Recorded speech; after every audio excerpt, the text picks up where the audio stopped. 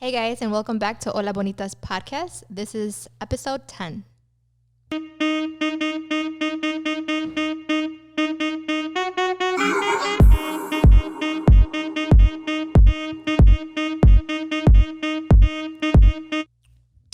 right, guys, we're back, and we're still drinking the same beer from last week because it's so good. It's really good. Once again, if you guys want to check it out and try it, this is Brickstone Brewery. Local Illinois brewery. It's from, you have to say it. Bourbonnais. Okay, why does that, like, when I look at the word, it seems like I can't pronounce it. But when you say it, it's like, oh, it's easy. Bourbonnais.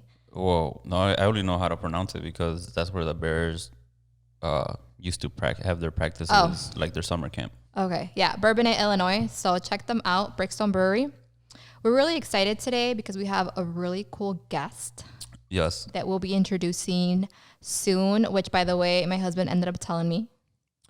I did tell her. I had to because she had to think of some questions. Yeah. But yeah, I'm very excited. Today's a beautiful day. The weather is nice and sunny. It's like almost 80, right? Yes. High we 70s. have the arrachera marinating at home. Yes. So after this, my husband's going to go and grill me some arrachera. Which, by the way, I have the perfect marinade. He does. You have to share arrachera. that. So maybe we'll make a video one day. Yes, that's such a great idea. Yes. Because it's carne asada weather for sure. Yeah.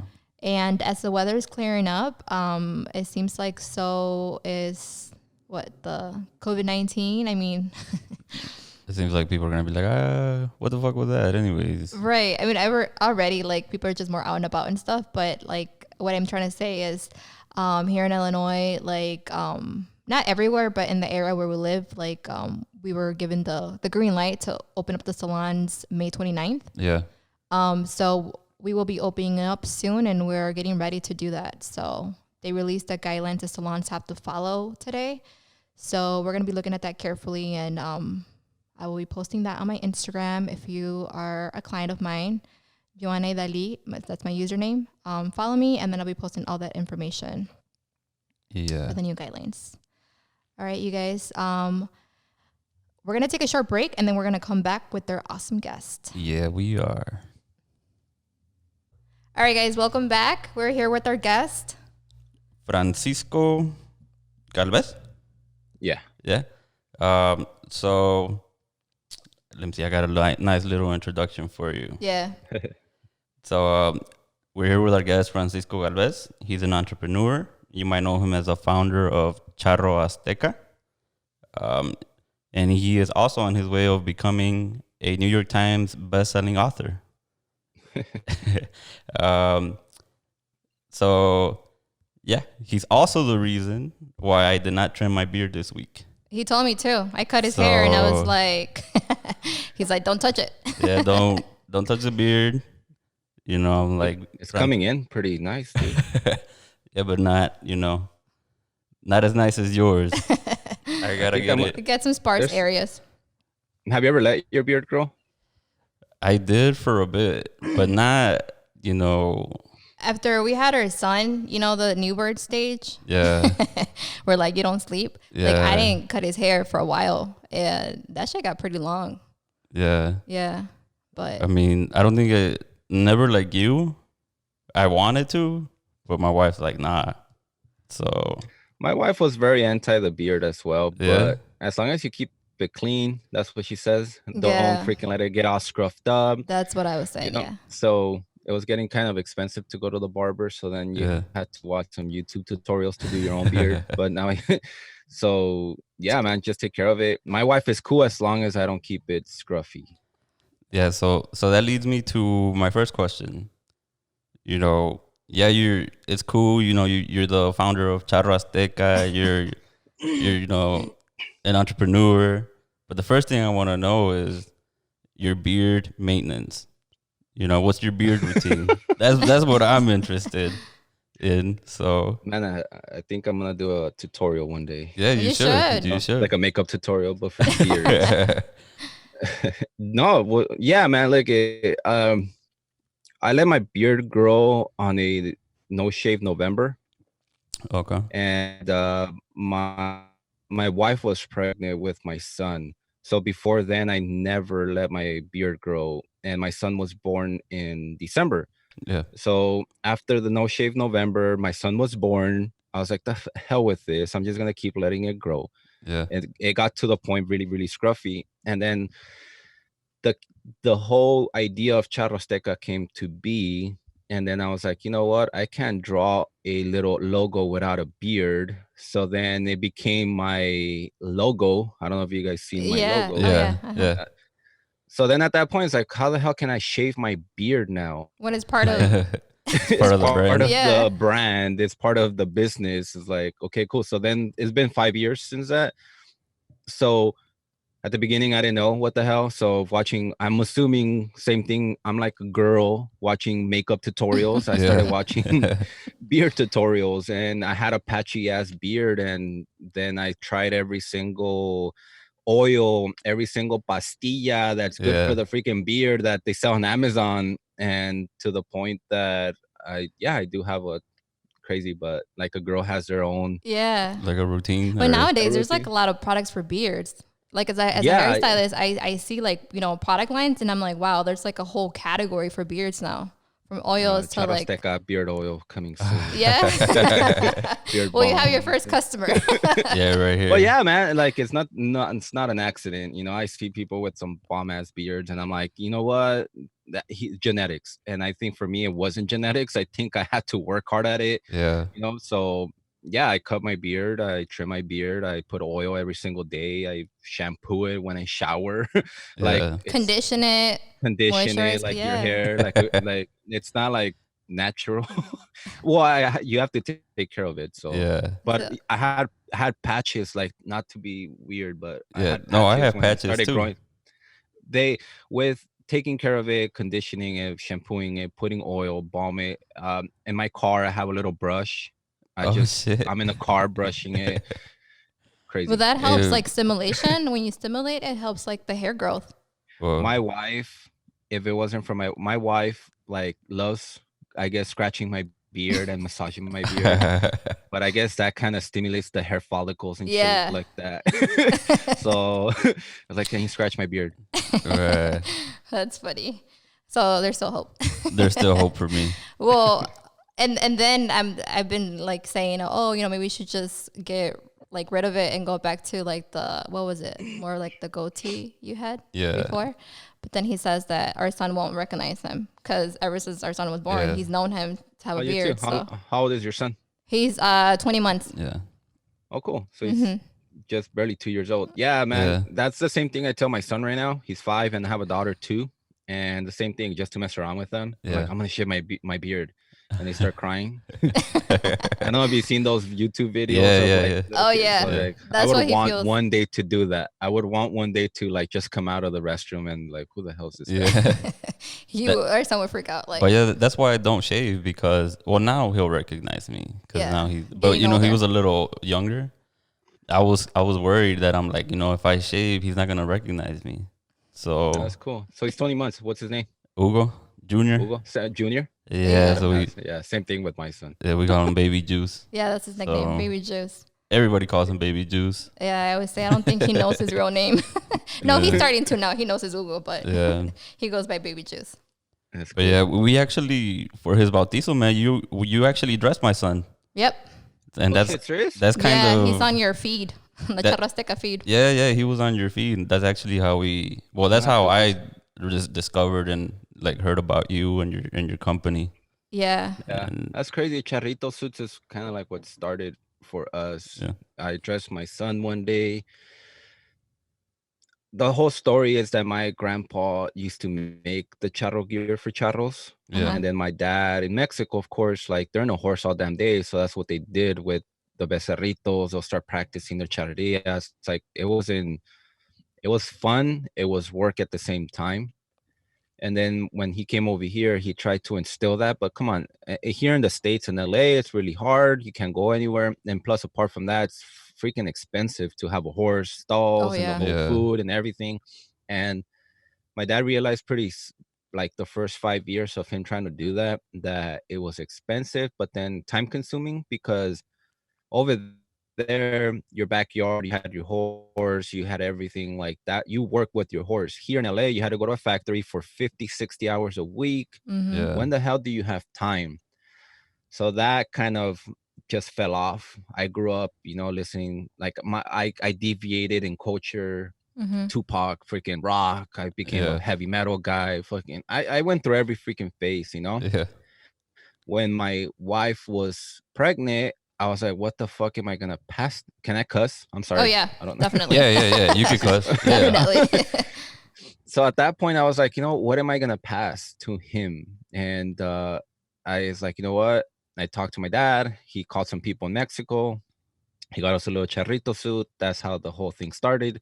I posted up on my Instagram, on my Facebook, and apart from my immediate family and friends, they Yeah. started sharing it. And then other people wanted the suit. Mm-hmm. And then the light bulb turned on. I'm like, oh shit. All right, cool. Hit me up with the direct message. I'll get you a suit. And that's how the whole Charro That's Azteca idea crazy. came. So it's as old as my son, you could say. And he's 5? He's 5. He's 5. It's hard finding a suit. Yeah. Like before, I came across your company, I was struggling. Like we went Yeah. to like, the We live in the suburbs of Chicago, yeah. and so we were going to the city. We were going to Chicago. Like the little Mexico pretty much, Yeah, to look. and looked at different places and stuff. But even then, like the options were very limited. Y yo a fuerzas Yeah. quería blanco. Yeah. So I and couldn't have any other color.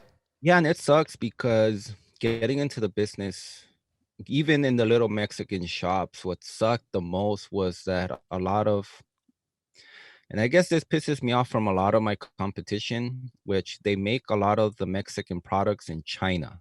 Yeah. Mm-hmm. And that's what freaking pissed me off then and pisses me off now, where it's a design, it's made by our people that really need the work over there. Mm-hmm. Yeah.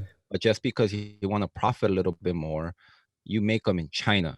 I'm like, so a lot of the options that I saw here in LA as well, in little Mexico areas, it was just made in China stuff. I'm like, and you could tell right away the quality between the China Oh Yeah. product, between the Mexican made product. And apart from that, they put a little bit more sweat and tears and blood into that Right. suit. So yeah, man. So I'm glad. I'm super glad you dressed your little kid as a charrito. Mm-hmm. I'm all for it. There's of course people like, oh, you shouldn't dress as a charro if you're not a charro. But I'm like, what is a charro? And apart from that, like in your 3 most important days in your life, which is the most Mexican parties, which is a baptism, Yeah. Yeah. a quinceañera, and a wedding, Mm-hmm. like represent, because we're half Americanized and half Mexicanized, you could say. Mm-hmm. Yeah. We fucking dressed in Jordans, we fucking dress like we're both. Yeah. And regular culture, we can't be walking out as a charro like Pedro Infante times and Antonio Aguilar. We can't be walking Right. around to the fucking liquor store Yeah. fucking dressed up as a charro. But and those special days in your life, like fuck, feel that pride. Mm-hmm. And Yeah. it fucking feels awesome when you see there's something special about a charro suit. I don't know if you guys feel the same way. Yeah. Yeah. When you see a little child wearing a charro suit, it makes you feel a certain way. If you ever wear a charro suit yourself, it makes you feel a certain way. Like Yeah. if it's like you're wearing the Mexican flag on you. Yeah. So I'm glad. Thank you. Thank Thank you you. for supporting us, and thank you most importantly for keeping the culture alive, because every Yeah. picture like that, I don't know if you saw it, but when I repost, then people start going crazy, like, yeah. oh my god, que chulo, and da. And then that plants the idea to them when they have a kid that they would want to dress them as a charrito. Yeah. And 5 years ago that wasn't that much, but now I see it more and more often, which I guess I had my little grano de arena. Yeah. So I'm glad. Yeah, thank you. That's been my most shared picture on my Instagram. My son with that outfit. Yeah. No, but that's true. That it's becoming more and more common. More common. And like in this area, it's a little bit more popular to dress your kids like a charrito. Mm-hmm. And you're partly the reason why. I'm pretty sure people see the pictures on Instagram and they're like, oh shit. One of my clients shared your Instagram to me and I was like, wait, there's like actually a place that does this, you know what I mean? Like just this. And she's like, yeah, I bought one for my daughter. Yeah. And that's how we came across it. And I was like, wow. That's cool. So awesome. Man, it must be really cool to hear stories like that. Like sitting in your shoes, like, you know, people dressing their kids for their baptism with your... It's everything, man. Look at when it comes to business, especially an entrepreneur, you're gonna, and I guess it's the same thing with relationships, you know, you're gonna have a lot of lows. Yeah. And you're gonna have to find your why. You're gonna have to find, why did you get into this business? Why did you get into this relationship? And if it's because of a shallow reason like money or looks or whatever, good luck to you. You ain't gonna last in a relationship. You ain't gonna last in being in business, because there's so many times I wanted to throw the towel in Charro Azteca. I literally have thrown the towel like 100 times. Yeah. And every single time that I said, fuck, this is too much, like the money wise, the having employees, the business, the sales, everything, there's always an email that I receive or a DM that I receive. And then that person just makes me fucking snap out of it. Yeah. I'm like, fuck, this is way more important than the money. You know, I have to hang in there. Kind of like in any relationship, you got to hang in there for the kids. You have to hang in there for something bigger than yourself. And Charro Azteca, it's bigger than me. It's bigger than what I want it to be. I'm not going to be fucking driving the Lambos. I don't give a F about shit like that. All I care is those DMs and those emails. And thankfully, we've been getting them. Like, that's my why. My why is to satisfy my customer, and I try to do it with the product. I try to do it with my service. I try to do it with the marketing that I do. So, yeah, man, that you build a great community. Makes it worth it. Yeah, like even right now that it's time of graduation, like people hit me up. It's like, hey, when are you gonna start posting those grad pics for the class of 2020? Like, holy shit! Like people actually want me to do stuff like that. That's a really cool feeling that I never intended to do, but people look into our page for inspiration or motivation or so that's just really, I'm glad it's like that, because that's just my personality. That's just who I am. My page, my Instagram, my business is a reflection of me. Even the freaking logo, it's a reflection of who I am. And I think that's what that's what it should be, instead of what you see right now on social media, which is filtered everything. Like everybody's trying to put something that they're not. They're trying to speak a certain way that they're not. They're trying to do a business that just because they heard someone else do it, that is a fucking rich, quick scheme, they're trying to do it. But they're not true. They're not being their true selves. And I'm glad that you guys feel it. I'm glad that you guys feel the community, because it's just who I am. Yeah, that's good. Nice. One of her questions was, hold on. I forgot to play your intro music, man. Oh, yeah. I always forget. You always forget. I always forget. You got intro song. This is our little tradition.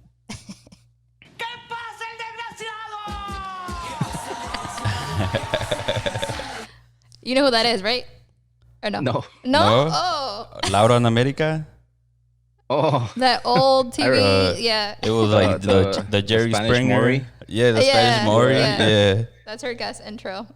But yeah, I always forget. That's like our intro for our guest. Which, by the way, you're our first male guest. So shit. You have the honor. So yeah. I was saying one of the questions was, what is Charro Azteca and how did it start? But you already went all over all of that. So the following question that we wanted to ask is, if you can talk to us a little bit about the Mexican crab mentality. And so when we Monday. Go ahead, my bad. I was just gonna say this is like when we saw this, we were like, okay, damn, we can relate to all of this, and so we really wanted to make sure we asked you about that. Yeah, and all of that started too because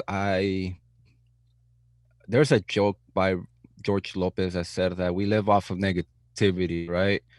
That if fucking we get all excited when someone breaks their leg or when someone fucking fails and all that chisme, but really what has hit hard is that like Chicago or any other melting pot city in the country, you see a lot of other cultures. And here, the Koreans stick together, Yeah. the Arabs stick together, the Armenians have stuck together. And me, my previous job, my career was being in banking. I was a finance business guy. I was a manager in the banking industry, so I had the opportunity to help these people. Yeah. And it was so interesting how a Korean will help another Korean and let them borrow money so they could actually start their business. An Armenian will help another Armenian to help start their business. Yeah. And then when I helped the Latino, they're not helping each other. They're actually putting each other down. So the Mexican crab mentality is, if you actually had two buckets, and one bucket you could name it the Korean bucket, the Arab bucket, the Armenian bucket, whatever you want to call it.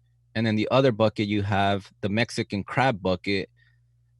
You will never have to put a lid on the Mexican crab bucket, because if you look at the other crab bucket, each crab that's getting out of the bucket will help another crab out. Yeah. And then that crab will help another crab out of the bucket.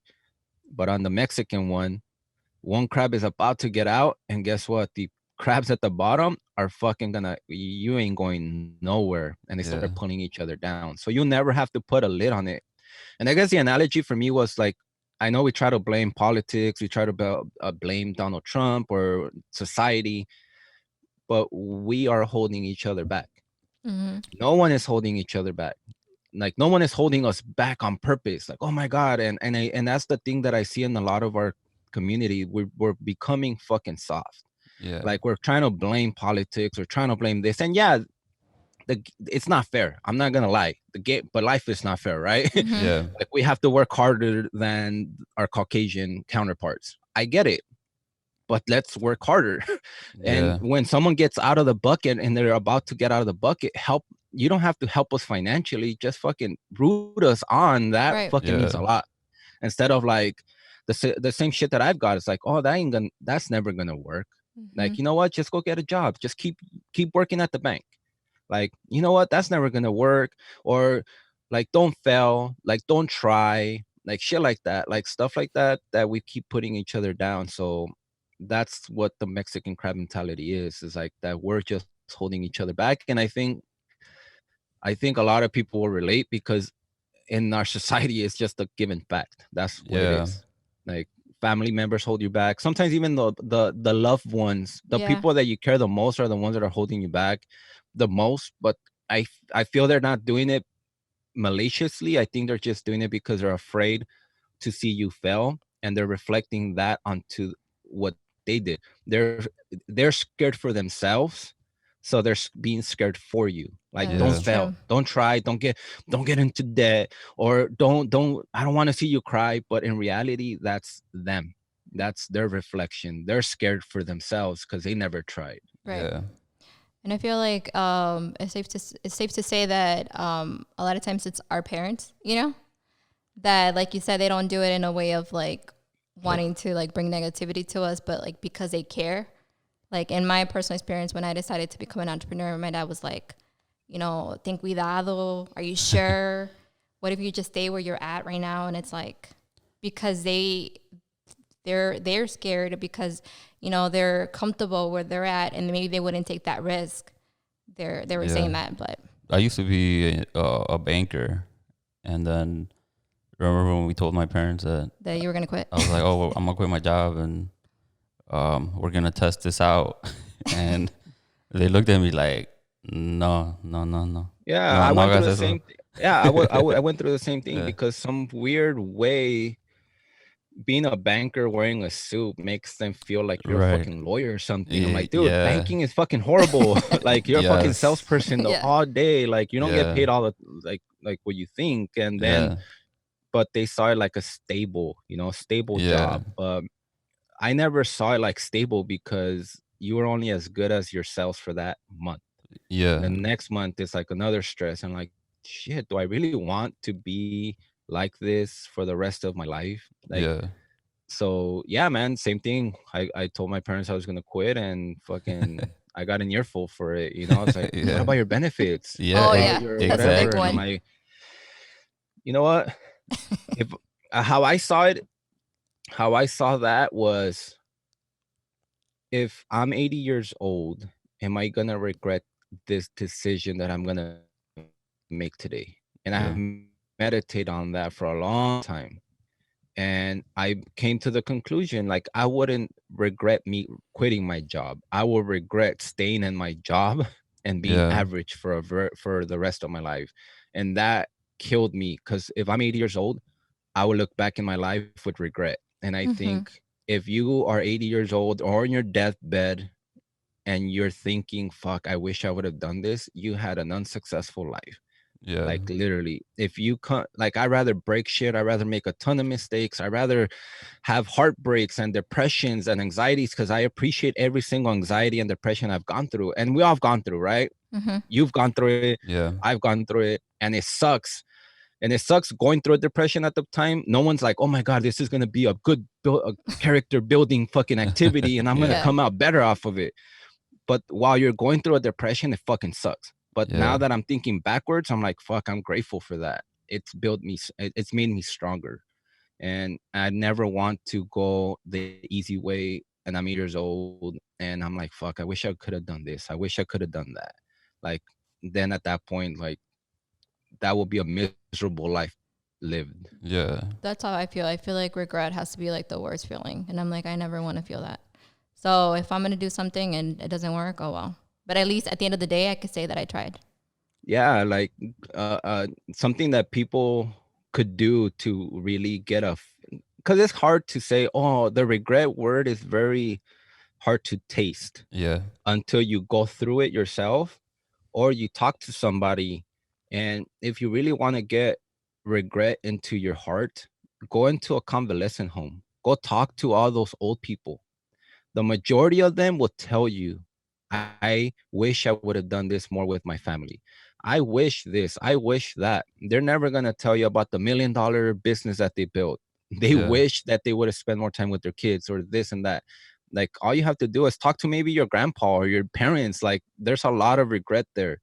And I think we could use that for fuel for us to break the chain of the Mexican crab mentality. It's like, yeah, un jodido no puede ayudar a otro jodido. Mm-hmm. Yeah. Like, you're giving me advice, but then I'm looking back at you. And nothing bad. Our Right. parents fucking sacrificed themselves. They given us everything with the little they had. But all we have to do is look, and then us, we have the responsibility to break a baton to our children. Because now if we keep that fucking same chain, then our kids are gonna be the same way.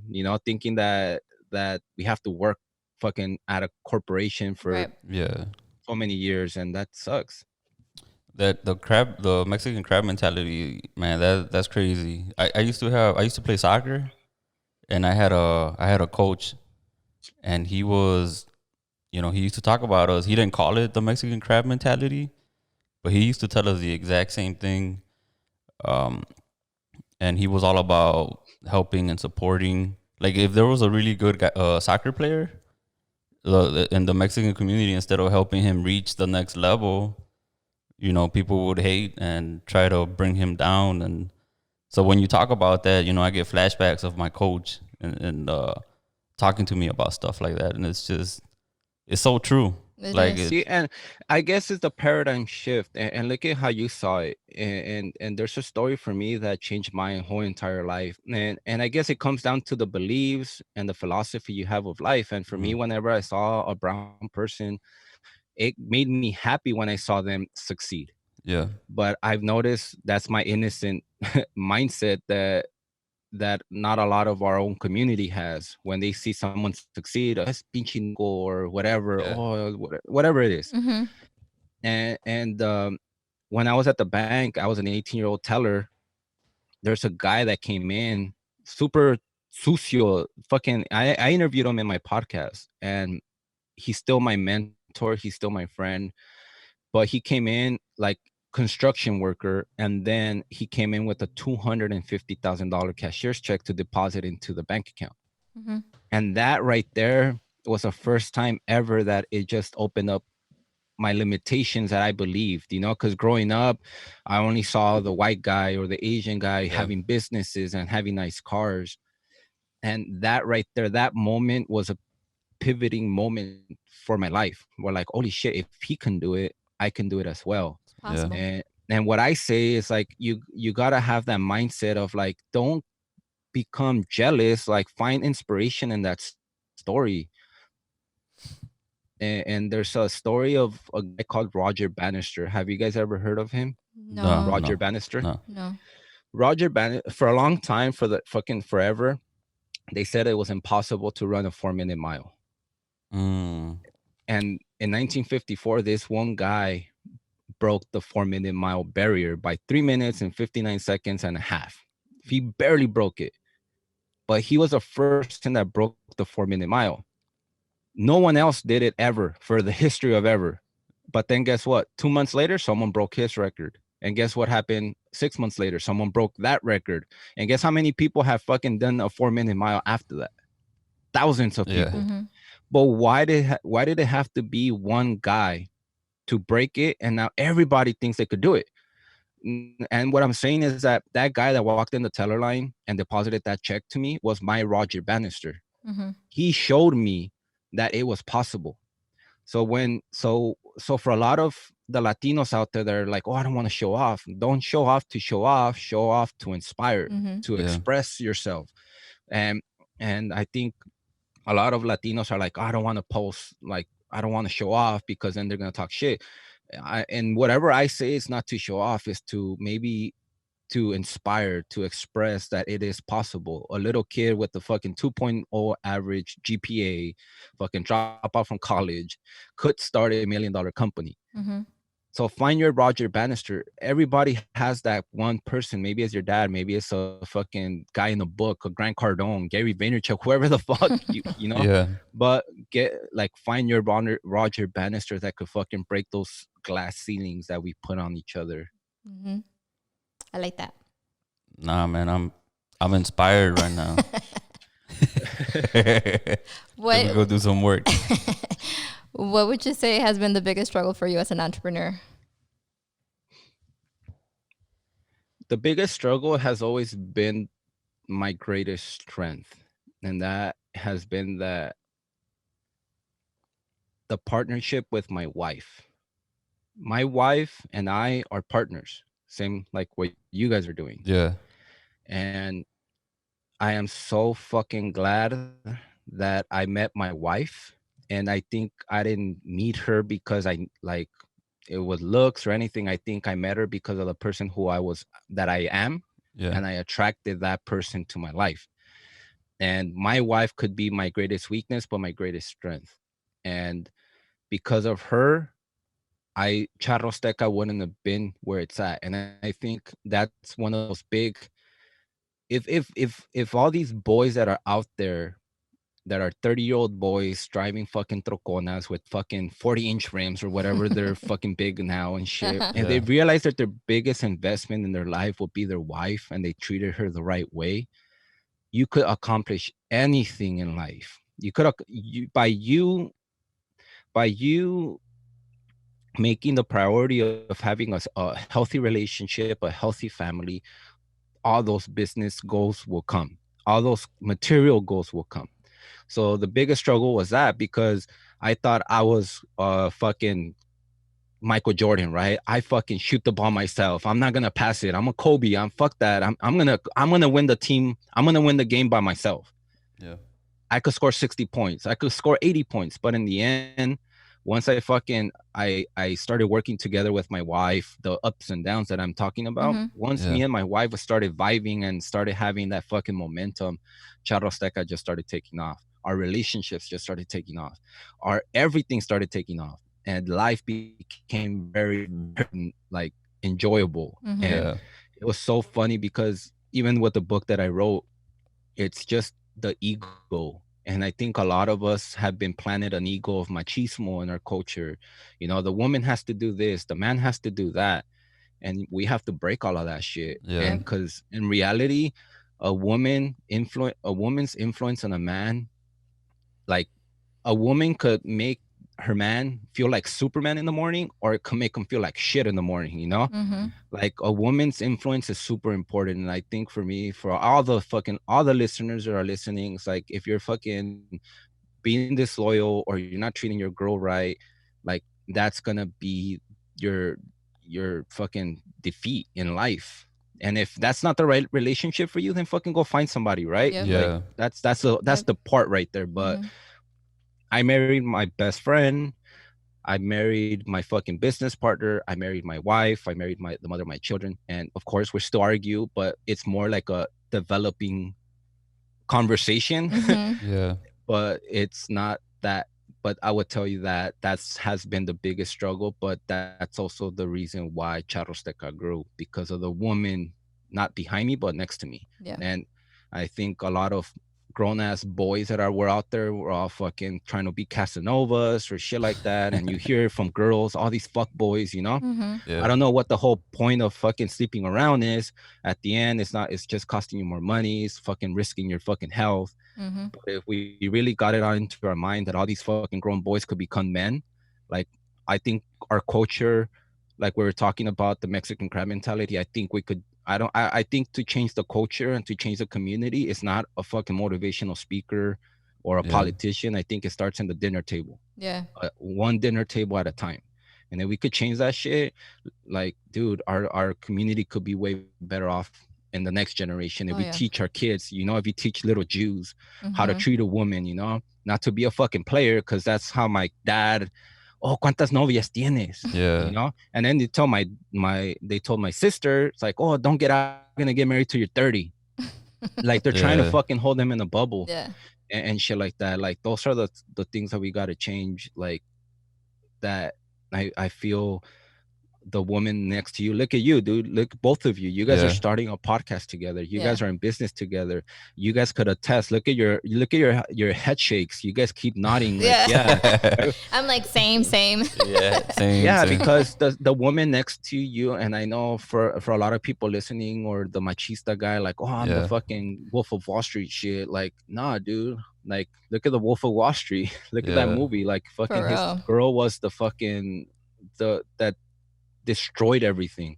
So the saying of happy wife, happy life. And I don't think it's like, oh my God, like you gotta be a mandilon. I think Yeah. it's just, I think that being like a lot of machista, like they try to put up a front, but all those feelings get bottled up. And I think a lot of the times being vulnerable is the greatest strength. Mm-hmm. Yeah. Like I Well, think for one thing that you're hitting on is like I'm very like is it self-conscious about that, about the growing up Mexican and the machismo. And yeah, like I said, I used to play soccer. So one thing that I definitely want to do is to teach my son the right thing, and not be so machista, you know what I mean? Mm-hmm. Um like I want him to respect women, and it's a different time, bro. Like yeah. fucking, we need two incomes in the household now. Mhm. It's not fucking 1980s or 90s when my dad could work by himself and fucking Yeah. pay for the mortgage, pay for fucking groceries. Like now, how fucking expensive is rent? How expensive is food gonna get? Even more now. Mm-hmm. Careers and jobs are not catching up to that shit, you know? Prices keep going up and salaries keep staying the same. Yeah. Like we need the team. We need the team between the woman and the man. It can't be that way, but I think at the end, it's not what we say to our kids, it's how we show them. And I Mm-hmm. think the only way that my son or my daughter is gonna know is by how I treat my wife and Yeah. how my wife treats me, because that's what they're looking at. They could give a fuck because I remember when my dad used to give me consejos. Yeah. One ear goes in one ear, out the other. But how I saw my mom treat my dad and how I saw my dad treat my mom, that's what really stuck. And I need to break that shit and make sure that my kid sees mom and dad fucking going to work together. Mm-hmm. Yeah. And they could be like, fuck, that's my normal. So when I go find a fucking guy and he's a fuck boy, then you know what? That's not what That's that's not not what I'm normal. used to. Yeah. That's not normal. Mm-hmm. Exactly. But if dad cheats on mom, and mom fucking like yells and says bad words, that's the worst thing, because then that's gonna be their normal. And Mm-hmm. then they're gonna have an unhealthy like life and relationships. Look at relationships. Yeah. Very true. Yeah. I'm telling you, we were planning on having a whole episode where I was on like machismo and um how to be more vulnerable Mm-hmm. and you know, talking about stuff like that. We had an episode uh on mental health and like the Latino community. Mm-hmm. It's a Yeah. big one. And so, you know, we Don't even get me started with mental health, bro. I think for me, mental health. I'm strong. I'm hard on myself, and that's the hard, difficult pill for a lot of people to swallow. Yeah. My wife as well. Like she needs a little bit more caressing. For me, it's just what the fuck. Let's get this shit done. Yeah. And I think when mental health, a lot of people are forgetting is I'm not a psychologist, first of all, Yeah. but I I feel that people are forgetting that it's not mental health, it's brain health. Mm-hmm. And when it comes to the physical brain, like what the fuck are you feeding it? Are you exercising it? Like how like we're putting a mind, but there's no such thing. What can you put your hand on your mind? What is the mind? Like Mm-hmm. what is the mind? Like Yeah. the mind is different for everybody. But Yeah. the brain, the physical 6 pound fucking brain that's in your fucking skull, that's physical there. And what the hell are we feeding it? Sugar all fucking day, you know? Mm-hmm. First of all, we're not exercising, we're not reading, we're not learning. Like, so of course we're becoming soft. Our brains are becoming soft. When's the last time? How many phone numbers do you remember? Nowadays. When we were little kids Yeah. We and used we to had to remember fucking all call of the them. we had to call the girlfriend on the fucking on the landline. I remember like 20 fucking phone numbers because I don't remember my best friends and whatever. We were training our brains to remember stuff. Mm-hmm. Nowadays, this little thing right here, this thing is the one that's Controls. fucking us up. Mm-hmm. Mental fitness or mental health or brain health has fucking deteriorated with this shit right here because That's we're true. putting too much fucking power to it, you know? And that's the sucky part. That's why mental health is so fucked up right now because people are not training it, they're not feeding it the right way, and I think it's about the brain and I think the internet, and look at my company, I give it all to the internet, right? But Yeah. I think the internet is a tool. Mm-hmm. But when you use the internet, you're using a tool. But when the internet is using you, who became the tool? Mm-hmm. We're the fucking tool for Facebook. We're the Yeah. tool Google. We're the tool for everything. So I think we're allowing this little thing for to think for ourselves, and I think that's what it is. Well, for me, and Yeah. for me, I have to train myself. I don't know if you guys heard my podcast, but Mm-hmm. like there's the disciplines that you got to do every day: exercise, read, meditate, do your affirmations. Yeah. That's training for your mind, and that's what I do every day to try to keep my mind work like strong. Mm-hmm. But a lot of people are not. They're fucking Netflixing all day, you know. Any little shit triggers them. Yeah. Like, so I don't know, that's a whole different episode. No, but that's true though. You can come back and talk about that if you want. I wrote a whole book about that. I wrote a whole book about that. It's called Agarra el rollo y ponte las pilas. And it's about, yeah, it's about the fucking ego. And I Yeah. think our egos are fucking us up. We're not training our ego. And what I call the ego in the book is a chiquillo malcriado. Mm-hmm. Yeah. And we all know one, right? We're all trying to avoid raising one. But they stomp around when they don't want, when they can't have something. They yell, they scream. Like that's what our ego is. We fucking get triggered too easily. But that's because what happens with the chiquillo malcriado, it was never raised the right way. It was Mm-hmm. never taught discipline, it was never taught anything. Yeah. But this little thing is teaching us everything. So that's why we're becoming very spoiled, entitled. And I think you could see it in our community. A Mm-hmm. lot of entitled little brats. That's Everybody true. deserves shit. And like in my mind, it's like no one deserves shit. Like Mm. who had it really tough? Our parents had it Mm-hmm. fucking tough. Our Uh-oh. yeah. We're raising, I think we're all a lot of us have entitlement, right? Mm-hmm. Yeah. But I think some of us have more than the others. And I think a lot of people don't realize how tough other, like our parents or grandparents had it. Like they had to take a shit outside in a rancho. Mm-hmm. Mm-hmm. They only had one pair of shoes, one pair of pants, and fucking over here we're fucking We're fucking getting triggered for little stupid dumb shit when we have fucking 20 tennis shoes, we have 100 fucking pairs of clothes, we have a roof over our head, we have a fucking flushing toilet, we could fucking magically we could fucking turn a knob and have a hot ass shower where our fucking parents had to take cold ass showers. So I think we're too fucking entitled, and I think that's what's making us soft. And I think that's where it comes to, where a lot of people don't appreciate the shit that we have, even the little stuff. Even though we're in a hood, which I grew up in hood, like shit, I could still go fucking to the liquor store and buy some Cheetos. And over there we had to fucking walk. Like my dad said that he had to fucking walk to the other rancho that had a liquor store just to get a fucking sabritas and shit like that. Like I think we're living in a very entitled community, and I don't think it's just Latino. I think it's just the internet and overall has made like that everybody like that. And now that leads into everybody wants to become rich, and they deserve to be rich by starting a fucking company, and everybody puts entrepreneur on their fucking Instagram profile, and they think that they're fucking an entrepreneur. I'm like, no, fucker.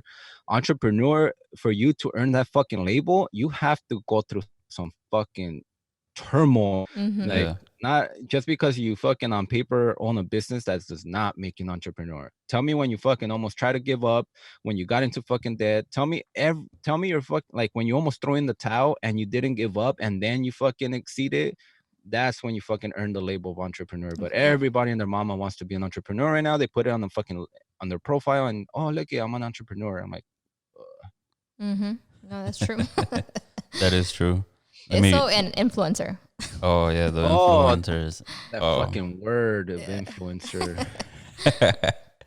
I no disrespect. I get it. I get people DMing me. You know, I'm an influencer. I'm like with 2,000 subscribers or followers. I'm like, what do I want? Everybody's an influencer right now. You influence your mom. You influence your kid. Like, you know, like, but I never really got into the influencer marketing. I always did the other marketing, which is learning how to manipulate the algorithms, how to pay for ads, how to do like I'm on your fucking feed because I did something, not just fucking paid somebody to shout me out. So that's another thing. I think for me, the one thing that has helped me the most, that I'm a fucking learner. I love to learn. I don't listen to music in my car. You could tell my wife, I'm fucking in the shower, I'm listening to a podcast. Most likely I'll be listening to this podcast soon. Yay. In my car.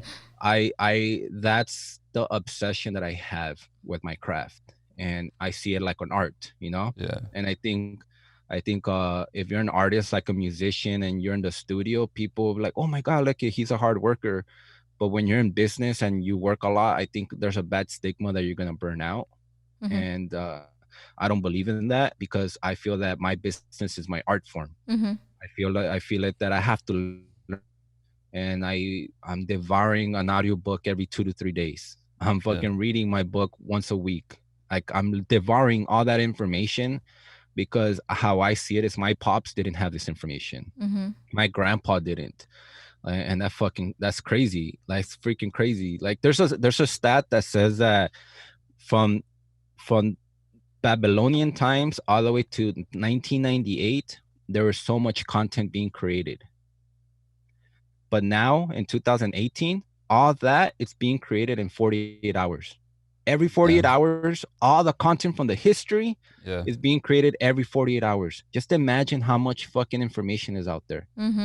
Like, and if there's an internet now, like, we don't need TV commercials, we don't need radio station fucking play, we don't need all of that. Like, literally, look at what we're doing right now, you know?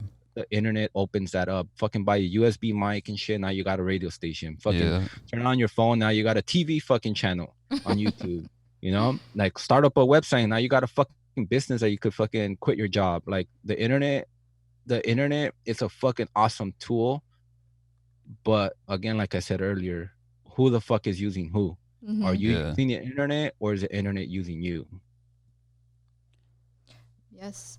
I wanted to talk a little bit about, I read your book. So one of my favorite chapters of your book is Poniendo las pilas starts in your mind. And I'm huge on mindset. So I feel like that for me hit home.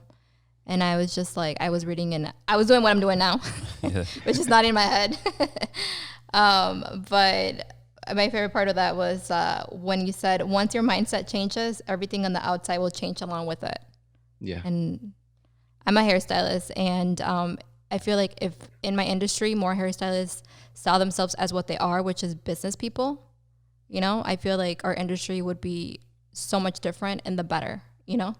I feel like a lot of times, like, hairstylists are seen as like, oh yeah, you're a hairstylist, how cool, like, but how much money can you really make, you know? And I'm like, no, if you have the right mindset, there's a shitload of money. Hell yeah, you know? No, yeah, and it starts with the mindset, because there's countless of stories, and I fucking I love my job before this. As a banker, you could say that your job was to talk about money, and it was fucking awesome seeing El Señor coming in to open a checking account, and then you see him 2 years later, and now he has fucking employees, and he has running a big ass business. That right there, I always took it as that's my experience as well, because I'm learning from him. And you as a banker, you know that you had your customers, right? The fucking customer that ain't going anywhere with nobody else because they love you. They just followed you. And I remember the customer that came in with the mindset of like abundance, like they were always gonna get through it, right? Yeah. And that book that I have is all about your mindset beliefs. Mm-hmm. But I guess the other books that I have to write is because I'm a big believer in beliefs, but then there's also a triangle. And on one side of the triangle is your mindset, your beliefs, your philosophy. On the other side of the triangle is your motivation. And then on the other tip of the fucking triangle is your methods. And when all those three, your beliefs, your motivation, and your methods are working together, that's when shit gets done.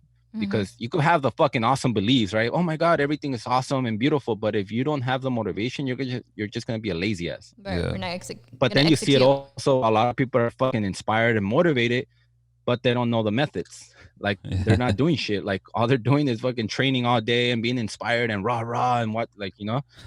So I think when those three connect, your beliefs, your motivation, and your methods together, that's when you get shit done. But it all starts with your mind. And if you have a limited mindset, then you're gonna have a limited life. That's why I say find your Roger Bannister, because once you find that person that could break those limitations and those glass ceilings that you thought they were true, like your mind just goes poof. Like you just fucking like, oh shit, that is possible. Yeah. Who is somebody that inspires you?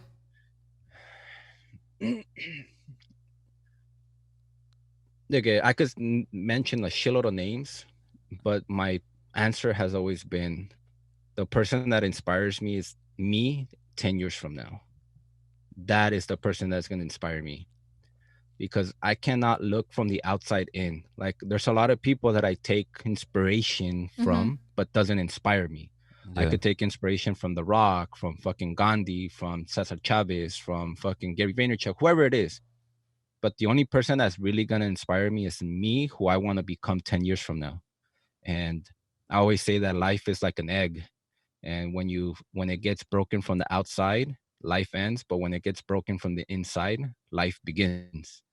And I'm the only one that could break that egg. And what inspires me is who I want to become 10 years from now. And I'm never going to hit it. I'm never going to hit the person, because you ask me 10 years from now, who am I the person who I wanted to be? And I'm going to say no. Like now I want to become the person that I want to be 10 years from then. So, and that's always going to change. I'm 34 right now, and my businesses and my kids and my raising my children, but then 30 years from now is going to be the grandpa I want to be and the legacy I want to leave.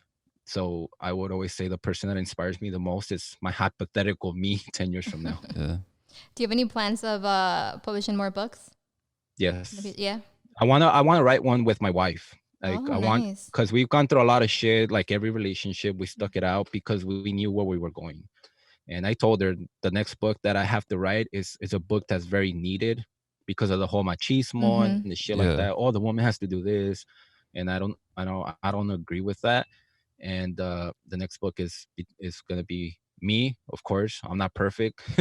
Like my wife has a lot of dirt on me, but I want to throw it out there. I don't think, and that's one thing that I want to I've gotten the messages like, oh my God, I look up to you. And I'm like, please don't look up to me.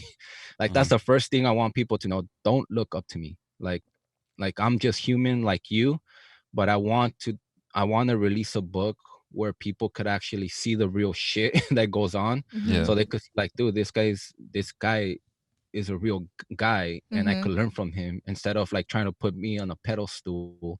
And then because sometimes I always say like I never want to meet my heroes, the people I Yeah. look up to, because then once I see them, they're not gonna be heroes They're anymore. Mm-hmm. not what you Just think. correct. Yeah. So yeah, like I think that's a much needed book that our community needs, because I see it so damn time where I see kids, boys that are 30, maybe even 40 years old, and all they care about is their car, Mm-hmm. but they're Yeah. fucking they're fucking parking that car to mom's house. I'm like, Mm-hmm. you Yeah. fucking seriously? You're not getting your Yeah. shit together? Mm-hmm. So yeah. It'll be a good book. I'll read it. El chisme Mm-hmm. You de wanna ahí. you wanna go ahead and Um, do the last few questions? well, I wanted to ask you about. Well, actually, I wanted to read the first.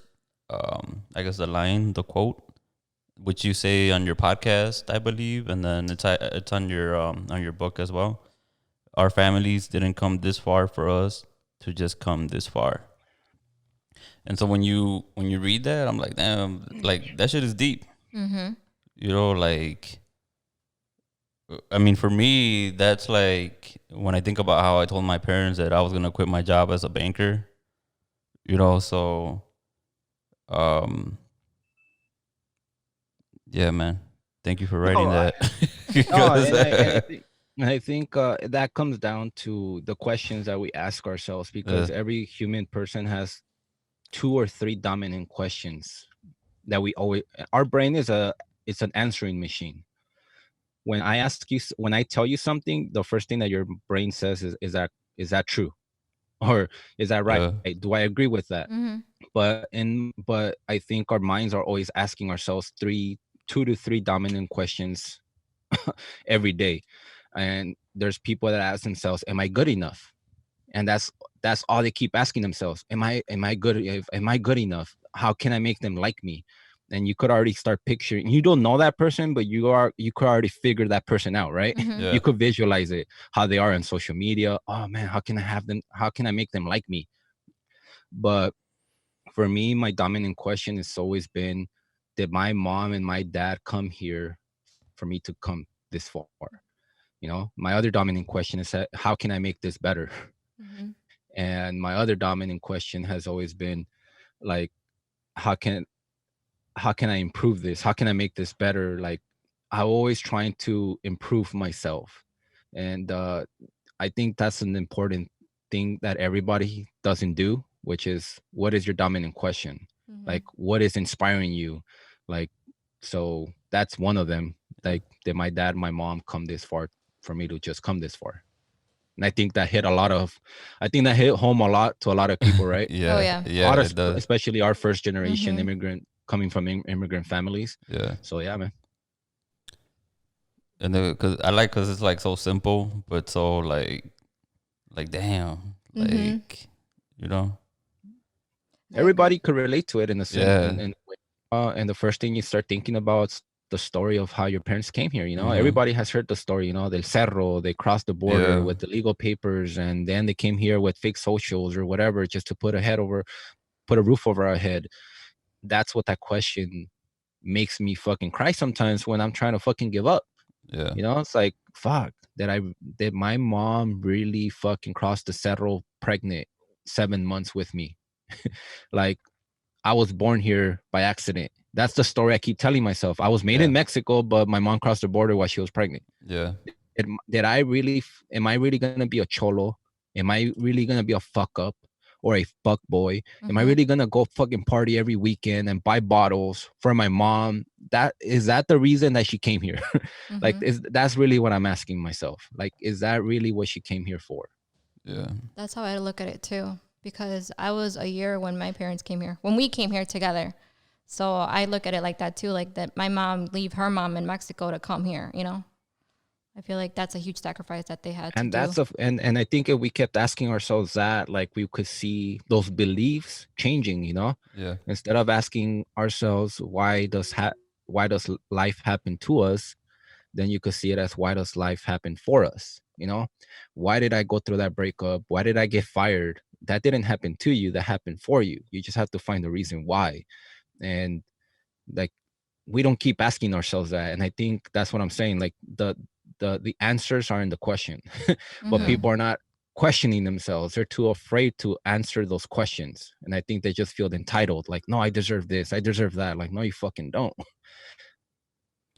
So if you are listening to our podcast and you are listening to Paco and you haven't heard his podcast, you haven't read his book, Check it out. Make sure you go ahead and do that, because this is why I was so excited to have him on, because like, damn, I'm pumped up right now. Yeah, you no, know, you know we the listen to saying, your like, podcast, and we're always you know that saying, like, I'll run through a wall for that guy. That's how I feel right now. Like, let's go. You know what? Let's go to work. Let's put our shit together. And we do listen to your podcast, and we were actually talking about I don't know if I think it was your last podcast, the 7 steps to starting a business. Yeah. Yeah. So I was talking to my wife, and that really it was stuff that I was trying to tell my wife. but it clarified in his mind to where he was able to express it to me. But I didn't know how to communicate it to her. And you he's know what like, I mean? that's what I've been talking about. And so you made it so simple that I was like, okay, yeah, you got to solve the problem. You know what I mean? So, but yeah, if you have not heard his podcast, make sure you go ahead and hear it, and buy his book. Mm-hmm. It's good. Okay, and now, and kind of a warning, because even my book, my subtitle wasn't gonna be the one that I have. It was actually gonna be, this book is gonna hurt your feelings. And when you're gonna listen to my podcast, I want to stir feelings, because I could guarantee you guys listening to my podcast, or even the listeners listening for the past hour, there's things you might disagree with. There's things that you might agree with, but I don't care. All I care for is for you to make you act, for me to question shit, for me to even make you pissed off or angry or motivated. I don't give a fuck which one of those feelings it is. I just want you to take action. Like, that's my main goal. And listening to my podcast or listening to me right now, I don't give a fuck about having motivation. I care for you to do motivation. I don't give a fuck if you have inspiration. I want you to do inspiration. And that's the part right there where people, they just want to feel good, but they don't do shit. And that's the hard part, like that for me, like, I can't deal with. Like, either you're with me at war, and I don't care if you feel all fluffy and motivated. I want you to go with me because I could trust you. Like, you know what, I could trust the person next to me. So yeah, man, like any book or anything, I want people to take action. Even if you break shit, I don't give a like, I'd rather you have 1,000 mistakes and break 1,000 fucking jars, but at least you showed that you're progressing, you like the fucking, like the quote, that's the Edison quote, that I didn't fail 10,000 times, I just found 10,000 ways of not doing the light bulb. Like, I'd rather do that shit than having to analyze the analysis paralysis, where you're just fucking analyzing forever and you're not taking action. Like, so I hope I do make people do something. I hope I'm not that inspirational guru or motivational guru, because all that shit that does, it's like, motivation only lasts for like 24, 48 hours. Yeah, that's true. You fucking gotta do that shit every day, and it's boring. Like, everybody wants to see the fucking nice 2-hour movie, Rocky and fucking the Avengers, where they go through all this fucking drama. But the real movie of success is fucking boring. Who wants to see one person meditating 5 minutes every day? Who wants to see the guy reading a book? Who wants to see them doing push-ups? Like, nobody. But that's success. Right. Like, the fucking movie of success is boring, and people have to accept that it's not all fucking, like, success is not gonna be like this. It's not overnight, for sure. Okay. You want to do some? Yes, we have a last few questions. They're like more of our fun questions before we wrap this up. We know you're from LA, so we wanted to ask, what's your favorite Mexican restaurant? Well, King Taco. King Taco? Oh, that was fast. Because the story is we were in LA y nos quedamos In Venice donde hay Beach. puro güero, puro, but we were like, oh shit, LA, palm trees, nice ass weather. So we stayed in Venice Beach and but we've been to different places, but we never really had a good experience with Mexican food. So that's why you're from LA. So you're saying we should go to King Taco? Fuck yeah. Yeah. And there's gonna be people like, oh my god, there's better taco. No, there's not. Like everybody has their taco spot. For me, I have not found a better fucking juicier taco with the salsa that's better than that. Is that the place where you're talking about que no dan limones? Is that the? I think so. Yeah. I think that's the place. What kind of tacos do you get? I don't care. All of them. Asada is my stuff too, but pastor, asada, those are my two favorite. Okay. So yeah, because we, we were in Venice Beach and like they were trying to feed us arugula. Todo con arugula. What the fuck is that called? They're making there's a word for it. They're trying to make it like all fancy tacos now. Oh. I forgot the word. I have a friend that even started a taco shop, started to do that with like fancy ass stuff. I'm like, no, just give me. Have you ever tried those? There's like this famous, is it Korean? Like it's a food truck and they do like Mexican tacos, but it's like Mexican Korean. Nah. No. Oh, I know. We watched some documentaries on that. So, but yeah, King Taco. I'm trying to figure out. I'm going through what King Tacos. That's what I would say. Yeah. Okay. Gourmet tacos. I think that's the word. Gourmet. Oh, gourmet. Oh, gourmet. Everything is gourmet now. Yeah. Gourmet tamales, gourmet fucking tacos, gourmet burritos. You ever seen the movie Pulp Fiction? No. There's a scene where a guy there's some guys at a guy's house and the host, he's offers the guys that are there by force. They invited themselves, and he's like, "Would you like some coffee?" And then the guy that drinks the coffee, he's like, this is some good coffee, right? This some real gourmet shit. So I suggest you watch that movie. That's my favorite movie, Pulp Fiction. That is. He's always talking about it. Yeah. But yeah, so King Taco. Okay. And then if you could live anywhere in the world, where would you want to live? Zacatecas, in my grandpa's ranch. Oh. Both of your parents are from Zacatecas? Mm-hmm. Yeah. Yeah, and then my grandpa's from Jalisco, but I think I would want to go over there, just get away from all the noise and the energy that it comes from this. Yeah. Being in Mexico is just time doesn't exist. Yeah. People over there don't know fucking how old they are.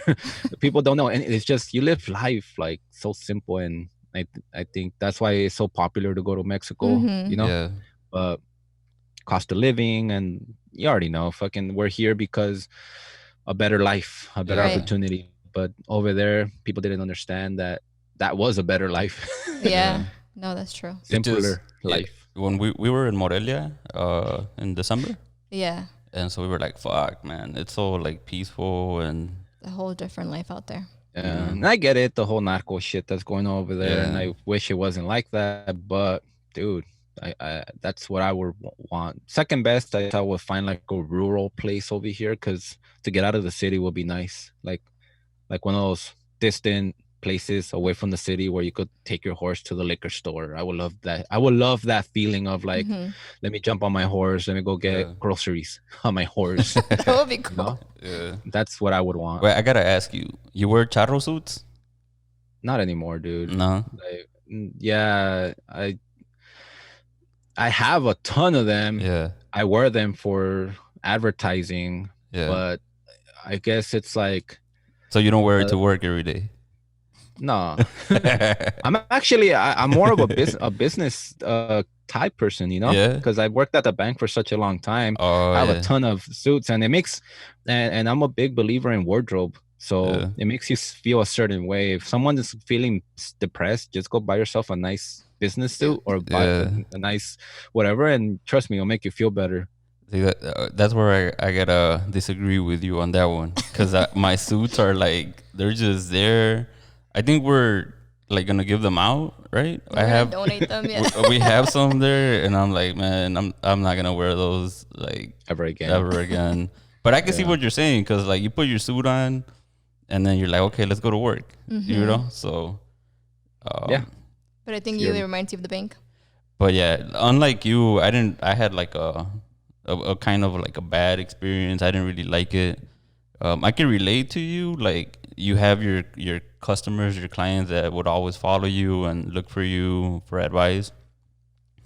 And so, like, I do remember a lot of good clients that they kind of started with not much, and they would start their businesses. And what's crazy about being in banking is that a lot of customers, they actually look to you for advice. Yeah. And so I remember trying to help as much as I could, with certain things, but seeing people in our community start off a business. Like, I remember there was a guy that started a restaurant, and he deposited like $5,000, and by the time I left that bank, like, a year later, he was up to like 35,000, and his money was coming in, and his business was growing. And those are beautiful stories. And don't get me wrong, I fucking hated my managers. I hated the systems. I hated the way everything. Yeah, that's what it was, the system. But my mindset is hate and love is a very kind of thin line between them. And you get to choose with your mindset, which one do you prefer? I prefer not to get it as I hated the bank. I prefer, like, I loved the whole pain. Like, I guess I'm a masochistic person. I like the pain. Fucking, I'm tattooed all over, I love that feeling, and I see it in a way. It's like, fuck, I love how my boss treated me like shit. I loved how they fucking manipulated us for sales. I love all of that. I can't control what it is. I just could control how I see it. And I took the decision to make it feel like, fuck, I love all that piece of crap. So if I look at it in a bad way, then I have anger and remorse towards it. And I can't have that. You can't even have an ounce of that shit in your mind, because it spreads like a fucking cancer. Yeah. And then that little shit starts spreading for me. Let me speak for myself. For myself, like, I can't have an ounce of anger. I can't. Like, then that shit leads into something else, and that could reflect in my business or my relationship and shit like that. I rather just like love. Yeah, like even if my fucking wife dies because of the coronavirus, I have to psych myself out that it's my fault that she died because of that, and I have to love the situation that I'm in. It's fucking crazy, but that's the way I have to see life, because I cannot see it like, oh my God, I'm gonna have a pity party and I'm gonna feel like a victim. I have to take responsibility of everything that happens around me. I know it might sound kind of like, what the fuck are you talking about, Paco? Like, it's not your fault. Like, it is. Everything has to be my fault. I have to take extreme ownership, and I have to fucking find the love in anything and everything. So to wrap things up, we asked our guests for their, like, what would you like your fire sign to say? So it's pretty much a quote that we put on top of the... A quote, a saying, something to live by that you'd want to share with us. I don't know. The one that you mentioned about my book, that's really what I live by. Yeah. Like, your family didn't come this far for you to just come this far. Or what were you talking about? Did I get it right? Or no, yeah. Something? No, yeah. I don't know if do you watch the Deezus and Miro show? No. It's a podcast. It's a podcast. So they have this thing where they're guests, they have a saying at the end. And so we stole their idea. And so we like to end our podcast with, a saying, something to live that you live by. But I mean, I would finish it off with this. To the person that's listening, I give them props. I give them props that they actually listen. I give them props that actually stay to the end, because that shows me the kind of person that they are. So I hope there's going to be very few people that actually want to hear this. And congratulations to you for sticking through it, because that shows me the person that you are. And you're special, because everybody else while you're listening this in your car, while you're working out or whatever, you are a learner. You value education. You want to know more. And there's a lot of people that want a lot of shit, but they're not willing to learn. They're not willing to educate themselves. And education doesn't just come from school. It comes from you being willing to fucking sacrifice music, Netflix and shit like that for you to sit your ass and read a book, listen to a podcast, watch a YouTube tutorial, right? Instead of fucking watching the drama that's going out there. So I congratulate whoever it went through this, because they want to learn. They're a special breed, and I could say that that's kind of like the 300 of the Spartans, right? And it doesn't take everybody to change the community. It just takes a few of us, and it takes those. And you got to take full responsibility. If you went through this, like, you better fucking got in goosebumps like I did, and you are part of that 300. And you do change your family, you do change your friends, and you can be that match that fucking starts a forest fire. But it takes you to learn. It takes you to be able to fucking sharpen your axe, to sharpen it, because you never know when you're gonna need that fucking axe for that opportunity and slap you in the face. And it could be a baptism, it could be fucking a podcast, it could be anything, so I want to congratulate whoever listened or watched this, that you're a special breed for doing that. Value yourself as a learner, and you will change the world. You will change at least your world. Well, thank you very much for joining us. Thank you, man. We appreciate your time, and we want to thank our listeners for listening. Yeah, once again, get the book if you haven't bought it. You could get it. We bought it at Amazon, right? You get it on Amazon. So it's just available on Amazon. It makes it easier for distribution. Every fucking body shops on Amazon. Paperback or the Kindle version, you could get it from there. Okay. All right. Well, thank you very much. Enjoy the rest of your day. Thank you, man. Thank you, guys. Thank you guys for having me. So we just finished up our podcast with Francisco from Charro Azteca, and it was really good. Like, damn, that was really good. And I felt like we could have kept going. And, hopefully maybe he'll want to come back and we could talk about more stuff. But that was good. Damn. That's all I got to say. My husband's pumped.